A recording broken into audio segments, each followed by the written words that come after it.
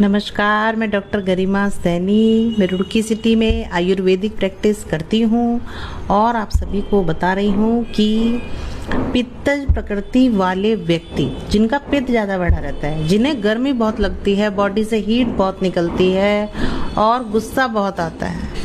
गुस्सा डेली आप देखेंगे, गुस्सा उनके यहाँ बैठा रहता है। तो कहना चाहूँगी पित्तज प्रकृति वाले व्यक्तियों के लिए, इनके पेट में भी जलन होती है, आहार नाल में जलन रहती है, हाथ में ऐसे जलन रहेगी, पैरों में जलन रहेगी, परेशान रहते हैं वो लोग हीट से अपने। तो ऐसे लोगों के लिए कहना चाहूँगी कि रेगुलर आपको क्या करना है। तो देखिए क्या करना है आपको रेगुलर अपनी डाइट में घी लेना है। गाय का घी रेगुलर लेना है, क्योंकि घी ही पित्त का शमन अच्छे से करेगा। तो रेगुलर आपको क्या लेना है, घी अपनी डाइट में लेना ही लेना है। और ये जो पित्त डेली डेली आपका बढ़ता है, डेली डेली पित्त बनता है, डेली डेली बढ़ता है, क्योंकि आपकी बॉडी का इस तरह का हैबिट है, इस तरह का नेचर है, इस तरह की प्रकृति है कि ये पित्त डेली डेली बनता है।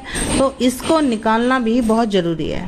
तो कहना चाहूँगी किसी भी आयुर्वेदिक डॉक्टर के अंडर में आपको विरेचन लेना है। विरेचन मीन्स इस पित्त को बाहर निकालना है शरीर से। अगर ये पित्त आपके ब्लड में ऐसे ही घूमता रहेगा तो आपको ऐसे ही हीट निकलती रहेगी। तो टाइम टाइम पर विरेचन लेना है, मतलब पित्त को बाहर निकालना है, पेट क्लीन करना है पित्त से।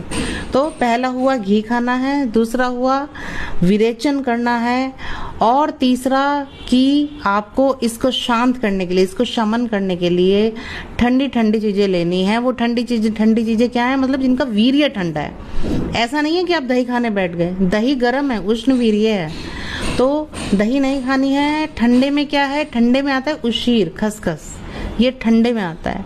और क्या है ठंडे में है चंदन। आप चंदन आसव पी सकती हैं, उशीर आसव पी सकती हैं, उशीर का शरबत बनाकर पी सकती हैं। तो जो भी ठंडी चीज़ें आती हैं वो आपको लेनी है। नारियल पानी ले सकते हैं डेली में। तो इस तरह की चीज़ें जो कि ठंडी हैं, वीर्य में ठंडी हैं, वो आपको लेनी है। तो शमन हो गया और विरेचन हो गया और घी खाना हो गया। अगर पित्त वाले व्यक्ति ये 3 रूल फॉलो करते हैं तो अपनी लाइफ को आराम से जिएंगे, अदरवाइज परेशान रहेंगे। रात को बिस्तर पर पैर पटकते हैं, इतनी परेशानी उन्हें होती है, इतनी जलन पैरों में रहती है, इतना गुस्सा उन्हें आता है कि अपने गुस्से से ही परेशान रहते हैं। तो ये गुस्सा ना आए, पैरों में, हाथों में इस तरह के बर्निंग सेंसेशन ना हो, जलन ना निकले, तो इसके लिए ज़रूरी है कि आप अपने डाइट में ये सब इंक्लूड करिए।